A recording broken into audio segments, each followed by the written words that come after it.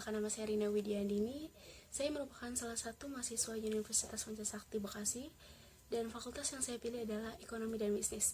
Dan jurusan yang saya ambil saat ini adalah Manajemen. Oke, baik, di sini saya akan menjelaskan mengenai akuntansi dasar ya.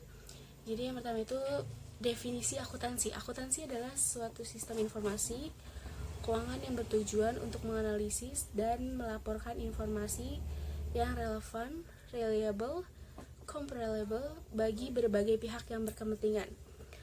Kemudian, tujuan akuntansi. Tujuan akuntansi secara umum adalah sebagai berikut.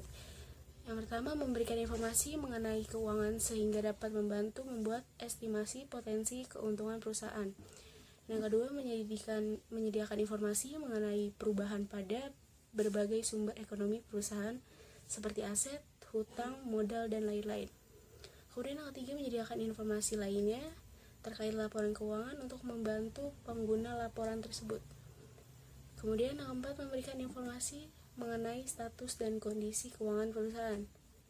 Yang kelima, memberikan gambaran kemungkinan status dan kondisi keuangan perusahaan pada masa mendatang. Yang keenam, menetapkan tingkat risiko yang berkaitan dengan pinjaman atau kredit.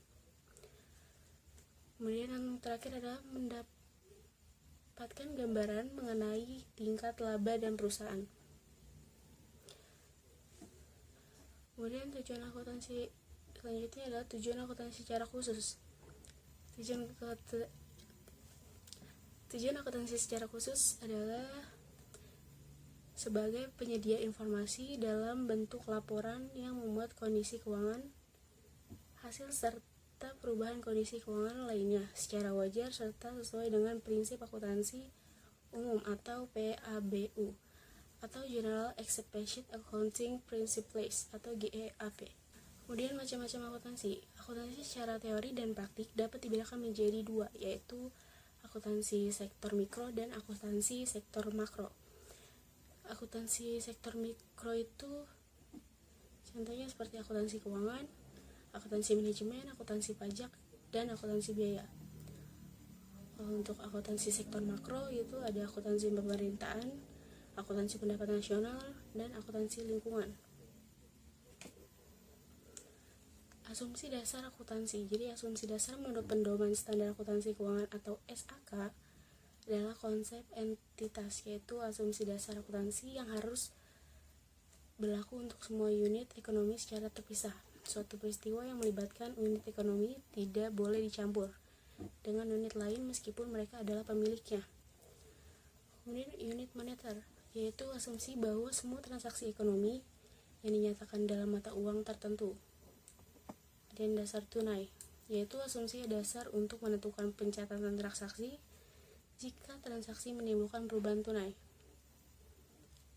Dan dasar akrual, yaitu asumsi dasar akuntansi yang mengakui keberadaan transaksi dan peristiwa lainnya dalam peristiwa tersebut. Semua transaksi akan dicatat dalam catatan akuntansi dan akan dilaporkan pada periode tertentu.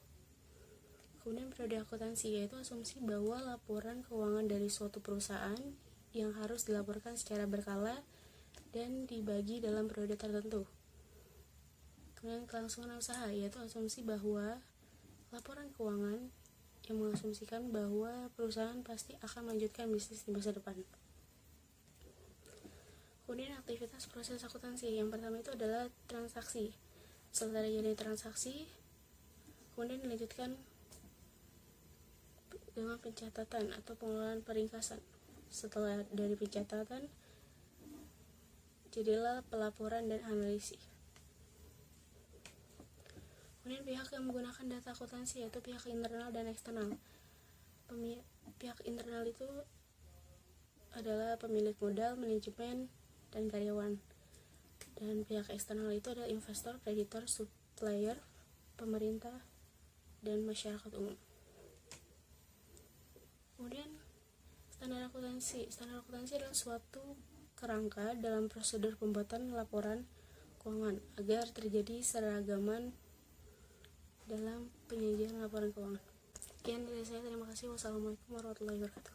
Jangan lupa like, comment, and share ke teman-teman kalian. Bye bye.